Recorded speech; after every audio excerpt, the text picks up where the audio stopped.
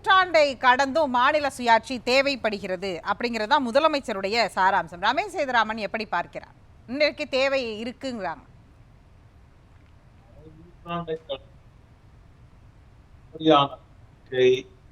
ஏன் தேவைப்படுகிறது என்றால், இன்னும் ஒரு வருடத்தில் எலெக்ஷன் வருகிறது. ஒவ்வொரு எலெக்ஷன் வரும்போதும் இந்த கோரிக்கை தேவைப்படுகிறது. இப்படிதான் பார்க்க வேண்டியது. இப்போ முதல்ல பேசும்போது சகோதரர் ஒருத்தர் சொன்னாரு, எல்லாம் சொல்லும் போது எல்லாமே சொல்லிக் கொண்டு வந்தார். அப்புறம் இந்த நாங்க ஏன் தனி தமிழ்நாடு கேட்டோம் தெரியுமா, திராவிட நாடு கேட்டோம் தெரியுமான்னு சொல்லிட்டு அப்புறமா நாங்க இப்ப அதுக்கு கம்மியா கேட்டாதான் கிடைக்கும் அப்படின்னு ஏதோ சொன்னாரு. எல்லாம் சொல்லிட்டு கடைசியில சர்க்காரியா கமிஷன் சொன்னாரு. எனக்கு வேற எங்கேயோ போயிடுச்சு ஞாபகம். அந்த மாதிரி பல விஷயங்கள் சர்க்காரியா கமிஷன்னாலே என்ன பாப்புலர் தமிழ்நாடுன்னு எல்லாருக்குமே தெரியும். அப்படி இருக்கக்கூடிய சூழல்ல ஒவ்வொரு சமயத்திலையும் என்னடா இது மாநில சுயாட்சி அப்படின்னு சொல்றாங்க, மத்தியில நான் கூட்டாட்சி சொல்றாங்க. மாநிலத்தில ஏன் கூட்டாட்சி இருக்கக்கூடாது? ஏன் கூட்டணி எல்லாம் பண்றீங்க, கட்சி எல்லாம் சேர்த்துக்கிறீங்க? நீங்க முதல்வர் பதவி, துணை முதல்வர் பதவி எல்லாம் கொடுக்க வேணாம், குடும்பத்தையே கொடுத்துருங்க. அட்லீஸ்ட் ஒரு 2-3 மினிஸ்டர் பதவியான கூட இருக்க கட்சிகளுக்கு கொடுக்கலாமா இல்லையா? அதையெல்லாம் ஏன் கூட்டணி ஆட்சி சார்? அதான் சூப்பரா இருக்கு. இல்ல கேட்டாரோ அமைதி அமைதி அமைதி. அவர் பேசட்டும். அமுதரசன் வெயிட் பண்ணுங்க, அவர் பேசட்டும். பேசுங்க நீங்க. பொறுமையா என்ன பொறுமை கொஞ்சம் இல்ல, நீங்க எக்ஸ்போஸ் ஆகுறீங்க மக்கள் கிட்ட. அதனாலதான் அவர் பேசட்டும். அறிவின் அளவுகோல் என்னன்னு மக்கள் புரிஞ்சுக்கிறாங்க வலதுசாரிகளுக்கு. அமுதரசன் வெயிட் பண்ணுங்க, அவர் இப்பதான் பேச ஆரம்பிச்சார். பேசட்டும், அவர் பேசட்டும். நீங்க சொல்லுங்க. இல்ல, அவர் சொல்ல வந்தது கிளாஷா இருந்தாலும் கூட்டணி ஆட்சி கூட்டாட்சி டிஃபரன்ஸ்க்காக அவர் உள்ள குறுக்கிட்டாரு. நீங்க குறிப்பிட்டது கூட்டணி ஆட்சி, அவங்க பேசுறது கூட்டாட்சி. சரி வாங்க. கூட்டாட்சியில ஏன் கூட்டணி ஆட்சி இல்லைங்கிற ஒரு கேள்வி வருது. அப்ப நான் என்ன கேட்கிறேன், மற்ற விஷயங்கள் அப்படி சொல்லும்போது கூட்டணி ஆட்சின்னு சொல்லிட்டு நீங்க கூட்டாட்சி வேண்டாம்னு சொல்லிட்டு போங்க. அதாவது கூட்டணி ஆட்சி வேண்டாம், கூட்டாட்சியாக மட்டும் இருக்கட்டும், மாநிலத்துல நாங்க ஆண்டுக்கிறோம், மத்தியில நீங்க ஆண்டுக்கிறோம் கடந்த காலங்கள் எல்லாம் சொல்லிட்டாங்களாங்கிற ஒரு கேள்வி. அதாவது இது மாதிரி ஒவ்வொரு விவகாரத்திலையும் இவங்க தொடர்ந்து முன்னெடுக்கக்கூடிய ஒவ்வொரு விஷயத்தையும் எடுத்தீங்க அப்படின்னாக்க பிரச்சனைகள், அதாவது எத்தை தின்றால் பித்தம் தெரியும். இந்த வாட்டி ஏதாவது பண்ணோம், கடந்த முறை போய் சொல்லியாச்சு, நீட்டு விலக்கு வாங்குவோம், எல்லாம் கல்வி கடனை அத்தனை பேருக்கும் தள்ளுபடி பண்ணுவோங்கிறதுல இருந்து சொல்ல முடிஞ்ச அத்தனை பொய்யும் சொல்லியாச்சு. இந்த வாட்டி புதுசா ஒரு அந்த பொய்கள் இனிமேல் எடுக்கூடாது மக்கள் மத்தியிலங்கும் போது புதுசா பொய்களை எடுத்து. சரி சார், நீங்க சொல்ற வாதத்தின் அடிப்படையில இது நீங்க சொன்ன முதல் வாதத்தை எடுத்துக்கிறேன். எலெக்ஷனுக்காக இதை பண்றாங்க. இது அவங்க ஏற்கனவே பல வாக்குறுதிகளை கொடுத்து நிறைவேற்றல, இப்ப புதுசா இந்த வாக்குறுதியை கையில எடுத்திருக்கிறாங்க அப்படின்னு குறிப்பிடுறீங்க. மாநில சுயாட்சின்னு ஒண்ணு கிடைச்சோ இல்ல கிடைக்குதுன்னு ஒரு வாதத்துக்கு வச்சுப்போம். அது மாநில சுயாட்சி, அது தீர்மானமாயி அதுக்கு இந்த குழு அமைச்சு, நீங்களே சிரிக்கிறீங்க பாத்தீங்களா? அது சிரிக்கிற இடத்துல நாளைக்கு கிடைச்சதுன்னா ரமேஷ் சேதுராமன் அந்த அதிகார பகிர்தல அடைவாரா அடைய மாட்டாரா? ரமேஷ் சேதுராமனுக்கு அந்த அதிகார பகிர்தலில் இருந்து ஏதேனும் பெனிஃபிட்ஸ் வரும்னு நினைக்கிறீங்களா, நினைக்கலையா? ரமேஷ் சேதுராமனுக்கு அதிகார பகிர்வுங்கிறது முதல்ல குடும்பத்தை தாண்டி இல்லைன்னா ஒரு சில கூட்டாக இருக்கக்கூடிய ஒரு சிலரை தாண்டி அந்தந்த ஆளும் கட்சியினருக்கு போய் சேரட்டும். அப்புறம் ரமேஷ் சேதுராமன் சாமானியனாங்க அப்படிங்கறதெல்லாம் அடுத்தது பார்ப்போம். ஆனா முக்கியமா நம்ம பார்க்க வேண்டிய பல விஷயங்கள் இருக்கு. இந்த விஷயங்கள் எப்பவுமே இவங்க ஆட்சி அதிகாரத்துல கூட்டணியில் இருந்த போது, ஆட்சியில் பங்கு வகித்த போது இதையெல்லாம் அப்பயே ஏன் நடைமுறைப்படுத்துவதற்கு எல்லா முயற்சியும் எடுக்கலங்கிறது ஒண்ணு இருக்கு. ஆனா நம்ம இந்த 1969க்கு போயிடுறோம். இதுக்கு எடுத்தாலும் அந்த கமிஷன் ரிப்போர்ட்டை பத்தி நம்ம பேசும்போது 1969க்கு போறாங்க. அதையும் தாண்டி இத்தனை வருஷம் ஆகும். இதுக்கப்புறம் அடுத்தது என்னங்கிற ஒரு கேள்வி வரும்போது 69ல கமிஷன், அண்ணா 69ல சட்டமன்றத்துல பேசுறாரு, 74ல அவங்க சட்டமன்றத்துல தீர்மானம் நிறைவேற்றி இருக்கிறாங்க. அப்ப இன்னைக்கு 2025ல பண்றாங்க. அவங்களுடைய கொள்கையில கன்சிஸ்டன்சியா தானே இருக்கிறாங்க அவங்க. இல்ல கன்சிஸ்டன்டா இந்த பிரச்சனைகளை அப்படியே லைவா வைக்கணும்னு வச்சிருக்காங்க. நாங்க ஆட்சியில் இருந்த போது அதற்கு தீர்வை தேட வேண்டும் என்ற நோக்கம் சிறிதும் இல்லாமல் அவங்க இதை தொடர்ந்து வைத்துக் கொண்டே இருக்கிறார்கள். விவகாரம், விவகாரம், மீனவர்கள் பிரச்சனைன்னு ஆரம்பிச்சு பல பிரச்சனைகள்ல எப்பவும் இவங்க எதுக்காக வச்சுக்கிறாங்கன்னா மக்களோட ஒரு சென்டிமெண்ட்டை வைத்துக்கொண்டு என்னென்னலாம் இந்த மும்மொழி கொள்கை இதே மாதிரி ஒவ்வொரு விஷயமாக இவர்கள் இந்த பிரச்சனைகளை வைத்துக் கொண்டே இருந்தால் மட்டும்தான் இதன் மூலம் தங்களுக்கு ஒரு அரசியல் ஆதாயம் கிடைக்குமா, இதன் மூலம் மக்களை ஒரு அவர்கள் கண்ணில் மண்ணை தூவிட்டு தங்கள் ஓட்டு அறுவடையை செய்து கொண்டு தொடர்ந்து ஆட்சியில் இருக்க முடியும். ஒருவேளை மாநில அரசு நீங்க சொல்ற மாதிரி, நான் மாநில அரசுன்னு கூட கேட்கல, நீங்க ஓப்பனா சொல்ற மாதிரி திமுக அதுடைய சொந்த நலனுக்காக மக்கள் கண்ணில் மண்ணை தூவி ஆதாயம் பார்க்கலாம்னு நினைத்தாலும் உச்சநீதிமன்றம் கடந்த வாரம் கொடுத்த தீர்ப்பு எப்படியான ஒரு தீர்ப்பா இருக்கு அப்படின்னு பார்த்தா அது யார் கண்ணுல மண்ணை தூவுதுன்னு ஒரு கேள்வி வரும்ல. அப்ப அது சட்டத்தின் பால் அது மாநில அதிகாரங்களுக்கான தேவை இருக்குன்னு தானே அர்த்தம். இல்ல நான் என்ன கேட்கிறேன், நீங்க கேட்டீங்க பார்த்தீங்களா, மாநில அதிகாரம் சுயாட்சி இதெல்லாம் வந்ததுன்னா ரமேஷ் சேதுராமன் என்னன்னா, நான் ஒரே ஒரு கேள்வி, அதே நீதிமன்றத்தில் ஒரு சாமானியனாக மிகவும் தாழ்ந்த ஒரு இதோட வேண்டுகோள் என்ன வைக்கிறேன்னா, அதையே நீங்க கேட்டுக்கலாமோ, நீங்க ஏன் பரிசீலனை செய்யலைங்கிற ஒரு கேள்வி இருக்கு இல்லையா. தொடர்ந்து நாங்க ஒரு மாசத்துக்குள்ள நாங்க எல்லா சிவில் கேஸ் எல்லாம் முடிச்சிருக்கோம்.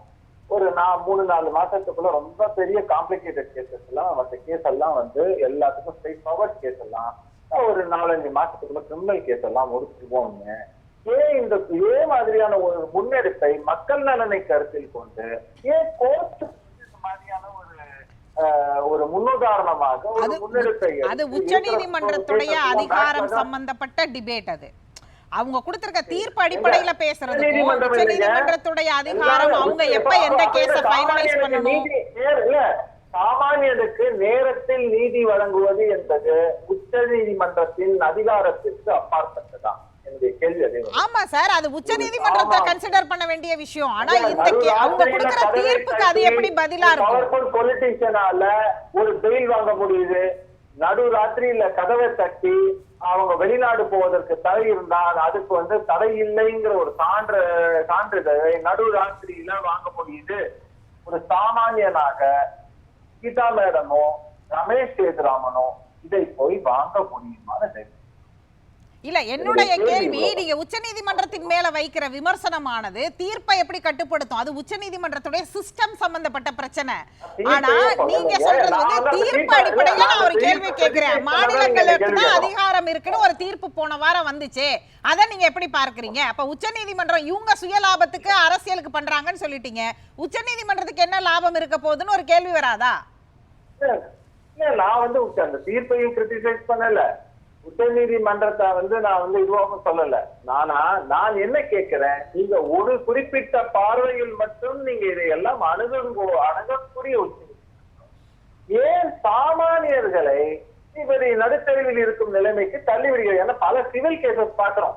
ஒரு வயசான தம்பதியினர் அவங்களுக்கு வாடகைக்கு தான் சாப்பிடணும்னு நிலைமை இருக்கா, அவங்க வீட்டுக்கு வாடகைக்கு ஒரு ஆளு 5 வருஷமா 6 வருஷமா நீங்க சொல்றது எல்லாமே அது வேற ஒரு கான்டெக்ஸ்ட் சார். நான் கேக்குறது அந்த தீர்ப்புக்குள்ளே நீங்க வர மாட்டேங்கிறீங்க. நீங்க உச்சநீதிமன்றத்துடைய சிஸ்டத்தை கேள்வி கேக்குறீங்க. ஒரு நிமிஷம் மேடம், நான் என்ன கேக்குறேன், தினம் இப்போ நீங்க சொல்ற ஃபேக்டர்ஸ் எல்லாத்தையும் வச்சு அதுல சாமானியர்களுக்கு என்ன அப்படிங்கிற மாதிரி பல விவகாரங்களை நம்ம பேசும்போது பேசிக்கா அவங்களோட பதவியில் டைரக்டா இருக்கக்கூடிய ஒரு விஷயத்துல ஏன் அது ஓவர்லுக் பண்ணி போறாங்க? அதை ஏன் அதற்கு ஏன் பாராமுகமாக இருக்கிறதுங்கிறத என்னுடைய தாழ்மையான கேள்வி. சரி, அது கேட்டுட்டீங்க. சரி, இப்ப இதுக்கு வாங்க. உங்க கேள்வி நியாயமான கேள்வி, சாமானியர்களுக்கான கேள்வி. சரி, அதை விடுங்க, அடுத்து இதுக்கு வாங்க. தேங்க்யூ. சாமானியர்களுக்காக பேசியிருக்கேன். அதே சாமானியர்களுக்கான பார்வையில நான் கேட்கும்போது மாநில சுயாட்சி எல்லாம் கரெக்டுங்க. இப்ப நான் பதிலுக்கு ஒரே ஒரு விஷயம் கேட்கிறேன். 5 வருஷம் ஆட்சியில் இருந்து விட்டு சொல்லக்கூடிய தாங்கள் என்னென்ன இதெல்லாம் பொய்யை சொல்லி பதவிக்கு வந்துவிட்டு அந்த பொய்யை எதுவுமே தீர்வை மக்களுக்கு கொடுக்காமல் அப்படியே ஒரு குறிப்பிட்ட கட்சியோ யாரோ கடந்து போனாங்க, ஒரு எம்எல்ஏவோ இல்ல ஆரம்பிச்சு எல்லாருமே ஒரு கடந்து அதை போய் விட்டாக்கி நிறைவு செய்யாமல் அவங்க மேல என்ன நடவடிக்கை எடுக்கலாம் என்று கேட்டால் அதுக்கு சுப்ரீம் கோர்ட் பதில் சொல்லுங்க. என்னுடைய கேள்வி. சரி, சுப்ரீம் கோர்ட் கிட்ட போய் அந்த கேள்வியை நீங்க கேளுங்க சார். உங்களுக்கு வேணா பில் போட்டு கேளுங்க. நாம இன்னைக்கு டிபேட்டுக்கான டாபிக்கே நீங்க வரல. இல்ல, ஒரு நிமிஷம் வர இப்போ நான் என்ன கேட்கிறேன், நீங்க கல்வி கடன் தள்ளுபடி பேசுனீங்க, சிலிண்டர் உருளைக்கு 100 ரூபாய் சொன்னீங்க, மாசம் நாம ஃபர்ஸ்ட் டைம் கேட்கிறோமான்றது ஒரு மிகப்பெரிய கேள்வி. எத்தனை டேர்ம்ல கேட்டுட்டு இருக்கோம். மாசம் மின் கணக்கீடு பத்தி கேட்கிறோம். இந்த மாதிரி ஒவ்வொரு விஷயமாக எடுத்துக்கொண்டு தொடர்ந்து நம்ம எப்படியெல்லாம் சாமானியர்களாக வஞ்சிக்கப்படுகிறோம்னு பார்க்கும்போது மக்கள் நலன்னு பற்றி கவலைப்படாம பொய்யை மட்டும் சொல்லிவிட்டு நீங்க சொன்ன மின் கட்டணம் அப்படிங்கிறது நீங்க சொல்றது மின் கட்டணத்துக்கு மாதம்னு சொன்னா அவங்க அடுத்த கேள்விக்கு என்ன பதில் சொல்லுவாங்க தெரியுமா? அதுதான் சார், மின் கட்டணத்தை சொன்னா அதுக்குதான் நாங்க மாநில சுயாட்சி கேட்கிறோம்னு சொல்லுவாங்க. ரமேஷ் சேதுராமன், அதுக்குதான் நாங்க மின் கட்டணம் குறித்து அவங்க கொடுத்த வாக்குறுதியை நிறைவேற்றலன்னு கேட்கிற எல்லா தார்மீக உரிமையும் உங்களுக்கு இருக்கும்போது அவங்க அடுத்த பதிலா சொல்லுவாங்க அதுக்குதான் மாநில சுயாட்சி கேக்குறோம். நாங்க மாநில சுயாட்சி அடிப்படையில நாங்களே கட்டணத்தை நிர்ணயிச்சுக்கிற மாதிரி இருந்தா நாங்க செஞ்சிருவோம்னு சொல்லுவாங்க. எனக்கு புரியல. எனக்கு புரியல. மாசம் மின் கணக்கீடு செய்வது என்பது அதுக்கும் மாநில சுயாட்சிக்கும் என்ன வந்ததுன்னு எனக்கு எந்த மத்திய அரசுடைய ஆணையானது 2 மாசத்துக்கு ஒரு வாட்டி தான் நீங்க மின் கணக்கெடுப்பு எடுக்கணும்னு சொல்றாங்க சொல்லுங்க. அதே மாதிரி சிலிண்டருக்கு, கேஸ் சிலிண்டர் உருளைக்கு நீங்க குறைந்தது 100 ரூபாய் நாங்க இது கொடுப்போம், சப்சிடி கொடுப்போம்னு சொன்னத நீங்க எந்த மத்திய அரசுடைய அரசாணையோ இல்லைன்னா திட்டங்களோ அதாவது மத்திய அரசு எவ்வளவு வேணாலும் சிலிண்டருக்கு விலையை ஏற்றிக்கொண்டே போகலாம், அது குறித்த விமர்சனத்தை கூட வைக்க மாட்டோம். ஆனால் இதை மட்டும் நம்ம கேள்வி எழுப்புவோங்கிறது சரியா? அவங்க கொடுக்கலங்கிற வாக்குறுதிக்கு பதில் சொல்ல வேண்டியது அமுதரசன் வேலை. ஆனா என்னுடைய கேள்வியானது, நீங்க அவங்க மேல விமர்சனம் வைக்கிறீங்க, அப்ப மத்திய அரசு ஏதாவது சிலிண்டருக்கு குறைச்சிருக்குதா? கடந்த வாரம் கூட விலையை ஏற்றி தான் இருக்கிறாங்க. சாமானியர்களுக்காக பேசக்கூடிய ரமேஷ் சேதுராமன் முதல்ல அதையும் விமர்சிச்சுட்டு இதையும் விமர்சிக்கணும்ல. எனக்கு நான் விமர்சிக்கலன்னு நீங்க கேள்வி கேட்கணும். நான் சொல்றேன், சாமானியர்களுக்கு இதனால் பாதிப்பு ஏற்படுகிறது என்ற எல்லாத்தையும் தான் நான் கேள்வி கேட்டேன். ஆனா என்னுடைய கேள்வி, ஒரு பக்கம் நீங்க தான் மத்திய குறை சொல்றீங்க, 2 ரூபாய் நீங்க வரியை வாங்கினீங்கன்னா அதுல 1 ரூபாய பாக்கெட்ல போட்டுக்கிறீங்க, மற்றபடி 1 ரூபாய் போறதுல எங்களுக்கு இத்தனை 20 பைசா தான் வருது, 25 பைசா தான் வருதுன்னு நீங்க ஒரு பொய்ய வேற கட்ட வைத்து விடுறீங்க. ஆனா அது போக என்ன ஃப்ரீ ஸ்கீம்ல என்னென்னலாம் வருது. சரி, அப்படி பாக்கெட்ல இந்த 4 வருடம் போட்டதுக்கான டேட்டா ரமேஷ் சேதுராமன்ட்ட என்ன இருக்கு? 2 ரூபாய் வரியில 1 ரூபாயை அவங்க பாக்கெட்ல போட்டுக்கிட்டாங்கன்னா அது வெளிப்படையான அப்பட்டமான கொள்ளை. அந்த கொள்ளைய நீங்க இந்நேரம் பட்டவர்த்தனமா வெளிப்படுத்தி இருக்கணும். அந்த தரவு எவ்வளவு அப்படி அவங்க பாக்கெட்ல போட்டுக்கிட்டாங்கன்னு சொல்லுங்க. தவறு. முதல் விஷயம், மாநில அரசுக்கு 1 ரூபாய் 2 ரூபாய் நீங்க வரி கொடுத்தீங்கன்னாக்கா மாநில அரசுக்கு 1 ரூபாய், மத்திய அரசு தொகுப்புக்கு 1 ரூபாய்னு போதா இல்லையா? அப்போ மாநில அரசின் பாக்கெட், அப்ப மாநில அரசுக்கு வரக்கூடியதை பாக்கெட்ல போட்டுக்கிட்டோம்னு சொல்லக்கூடாதுல்ல சார்?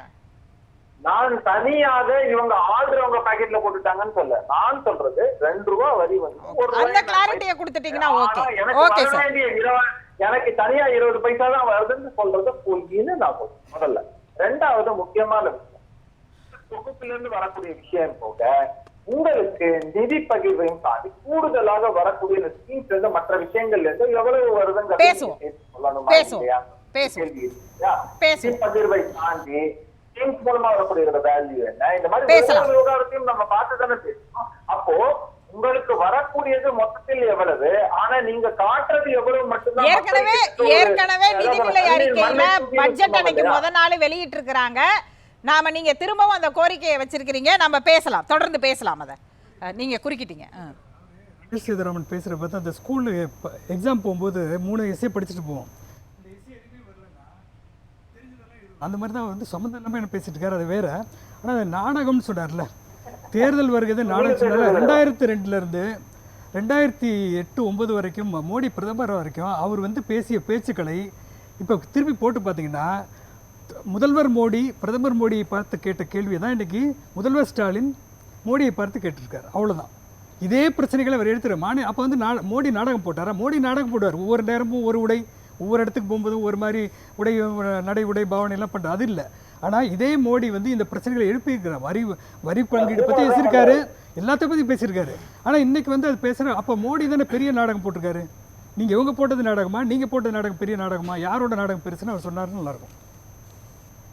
மாநில உரிமைகளை பற்றி நீங்கள் பேசவே இல்லை கடைசி வரைக்கும், டைவர்ட் பண்ணிக்கிட்டே இருக்கீங்க. மோடி போட்டது நாடகமா இல்லை திரு ஸ்டாலின் போட்டது நாடகமா? அவ்வளோதான். நீங்க சொன்னீங்க நடைமுறையெல்லாம் சொன்னீங்க, சைக்கிள் ஓட்டுறதுல இருந்து ஆரம்பிச்சு எல்லாம் மாற்றங்கள்ல இருந்து நம்ம முதல்வரா பண்ணிருக்காரு. அதை பத்தி எல்லாம் நமக்கு அது அவங்களுடைய சுய விருப்பம்னு விட்டுட்டு போயிடலாம். ஆனா நீங்க அது நாடகம்னு சொன்னா அதையே இங்கேயே வந்து நீங்க நாடகம்னு விட்டுக்க வேண்டிய அது நாடகம் இல்லைன்னு நான் சொல்றேன். அது நாடகம் இல்லை, உண்மையான பிரச்சனையை பேசினாரு. நீங்க தான் நாடகம் முதலமைச்சராக மோடி இருந்த போது என்னென்ன பிரச்சனைகளை நாடகம் பேசினாரோ சொல்ல அததான் முதலமைச்சர் நாடகம் ஸ்டாலின் சொல்ல பேசுறாருன்னு சொல்றாரு. இல்ல அது மக்களுடைய பார்வைக்கே ஓகே ஓகே ஓகே.